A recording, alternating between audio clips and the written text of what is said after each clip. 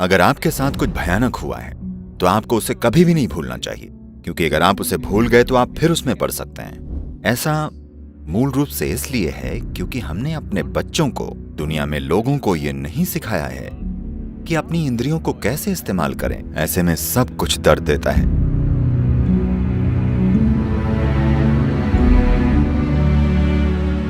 सद्गुरु, मेरा अगला सवाल आपसे यह है कि जब किसी के साथ कुछ बुरा होता है, हमें पता है कि हमेशा ये उनको याद रहता है, वो इसके बारे में बार बार सोचती रहती हैं। एक समय आता है जहाँ वो इसे भुला देना चाहती हैं, लेकिन वो अपने अतीत को छोड़ना भी नहीं चाहती क्योंकि उसे छोड़ने में उन्हें गुनहगार जैसा लगता है।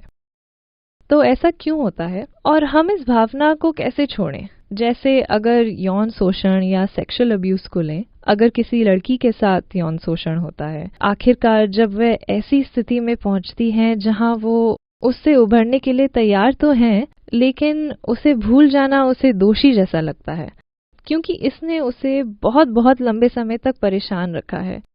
क्या ऐसे में उसे भूल जाना सही है? एक इंसान ऐसी स्थिति से कैसे निपटे?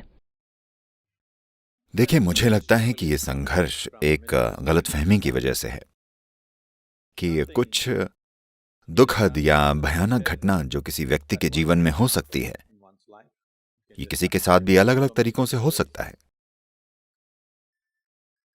अगर ऐसा होता है तो लोगों को लगता है कि उन्हें उसे भूल जाना चाहिए।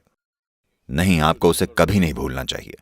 अगर आपके साथ कुछ भयानक होता है तो आपको उसे कभी भी नहीं भूलना चाहिए, क्योंकि अगर आप उसे भूल गए तो आप उसमें फिर से पड़ सकते हैं।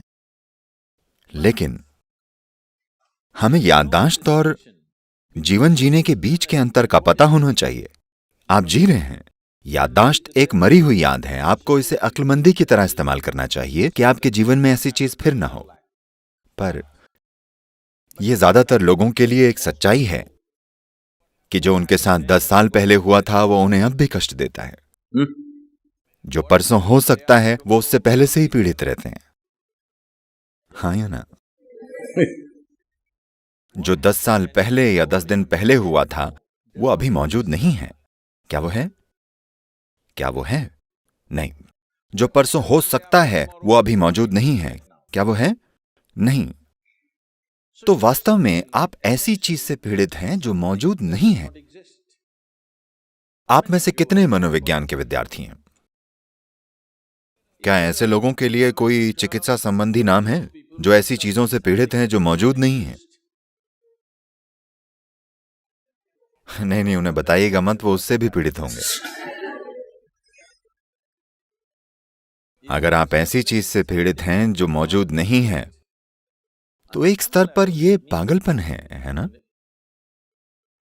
जब मैं ऐसा कहता हूं तो यह आपको बहुत क्रूर लगेगा, क्योंकि अरे मेरे अपने दुख हैं। देखिए, आप अपने दुखों को तमगे की तरह ढो रहे हैं। ऐसा मत कीजिए। जब हमारे साथ कुछ बुरा होता है, जब कोई चीज हमें चोट पहुंचाती है, तो या तो हम बुद्धिमान बन सकते हैं या घायल। हमारे पास यही विकल्प है।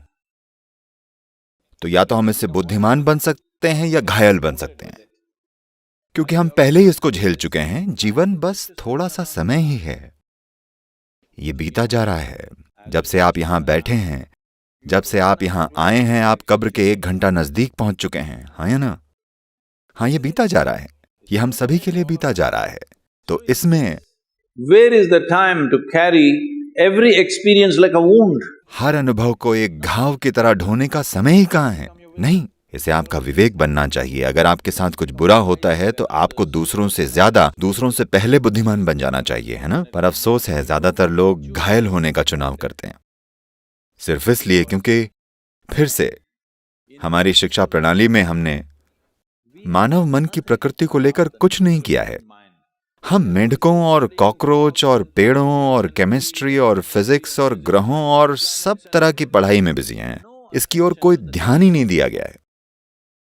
तो हमें नहीं पता है कि अपनी इंद्रियों का इस्तेमाल कैसे करें। अभी एक मनुष्य के रूप में आपके पास जो सबसे बड़ी क्षमता है वो है एक जीवंत याददाश्त का होना। वो सब कुछ जो हुआ था आप उसे ऐसे याद रख सकते हैं मानो वो अब भी जीवित हो। हाँ, यहां एक भंडार है। आपके मन में एक संग्रह है जो आप जब चाहें पूरे वीडियो को फिर से चला सकता है। पर यह एक समस्या बन गया है। आप पुरानी फिल्मों से दुख उठा रहे हैं और एक जबरदस्त कल्पना करने की क्षमता है, तो आप पहले से ही ऐसे कल से पीड़ित हैं जो अभी आया ही नहीं है। ऐसा इसलिए है क्योंकि हमने अपने बच्चों और दुनिया में लोगों को यह नहीं सिखाया है कि अपनी इंद्रियों का, अपनी याददाश्त का, अपनी कल्पना का इस्तेमाल कैसे करें, जीवन को इस समय कैसे अनुभव करें, अभी अपने अनुभव को तीव्र कैसे करें। आपका पूरा जीवन इन 3 आयामों के बीच घट रहा है, याददाश्त, वर्तमान अनुभव और कल्पना। यही आपका जीवन है ना? ये 3 आयाम हैं, हम इन्हें त्रिकाल कहते हैं, समय के 3 आयाम। आपका जीवन का सारा अनुभव यहां घट रहा है, पर अगर आप अतीत, वर्तमान और भविष्य के बीच का अंतर करने का बोध खो दें तो सब कुछ दुख देता है। सबके साथ भयानक चीजें नहीं हुई हैं, दुर्भाग्य से कुछ लोगों के साथ ऐसा हुआ है, लेकिन बाकी लोग बस यूं ही किसी चीज से पीड़ित हैं, है ना? क्योंकि दुखी रहना फैशनेबल बन गया है। लोगों को लगता है अगर वो पीड़ित हैं तो वो बहुत बुद्धिमान हैं, वो बहुत गंभीर हैं। नहीं, ये बस बचकाना है, क्योंकि आप ऐसी चीज से पीड़ित हैं जो मौजूद नहीं है। आप उससे पीड़ित हैं जो अभी हो रहा है, आप उससे पीड़ित हैं जो कल हुआ था, और आप पहले से ही ऐसी चीज से पीड़ित हैं जो कल हो सकती है। तो इस पागलपन को बस इसलिए बढ़ावा दिया गया क्योंकि बस हमने कभी लोगों को सिखाया ही नहीं कि वो अपनी क्षमताओं का इस्तेमाल कैसे करें। क्या आप मुझसे सहमत हैं कि ये ह्यूमन मशीन जिसे आप और मैं चला रहे हैं, ये धरती की सबसे बेहतरीन मशीन है? हेलो, क्या आपने इसका यूजर मैनुअल पढ़ा है? क्या आपने उसे पढ़ा है? नहीं, आप उसे कब पढ़ेंगे? आखिरी दिन, जब आप एक नया फोन खरीदते हैं, क्या आपको पहले दिनों में यूजर मैनुअल पढ़ना चाहिए या 3 साल बाद जब आप उसे छोड़ रहे हो? जल्दी से जल्दी, है ना? पहले ही दिन आपको पढ़ लेना चाहिए। सिर्फ तभी आप इस फोन को अच्छी तरह इस्तेमाल कर सकते हैं। इसके लिए भी यही बात है। अगर आप इसकी प्रकृति को ही नहीं समझे तो आप इसे इस्तेमाल में कैसे लाएंगे? यह आपको खाया जा रहा है, आपकी अपनी बुद्धि आपको खा रही है। आप इसे तनाव, चिंता, दर्द, दुख कुछ भी कह सकते हैं। असल में आपकी बुद्धि आप ही के खिलाफ हो गई है। यही सच्चाई है। अगर आपकी बुद्धि आपके लिए काम करती, अगर ये आपकी बात मानती, तो आप खुद को आनंद में रखते। क्या ऐसा नहीं होता? Hello? your intelligence is turned against you. Why? आपकी बुद्धि आपके खिलाफ हो गई है। क्यों आपकी बुद्धि आपके खिलाफ हो गई है? आपको इसकी ओर देखने की जरूरत है, न कि उन चीजों को तमगे की तरह ढोने की जिन्हें आपके साथ नहीं होना चाहिए था।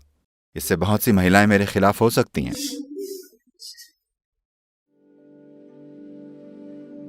अगर मैं आपके खिलाफ होता तो मैं यहां नहीं होता, है ना?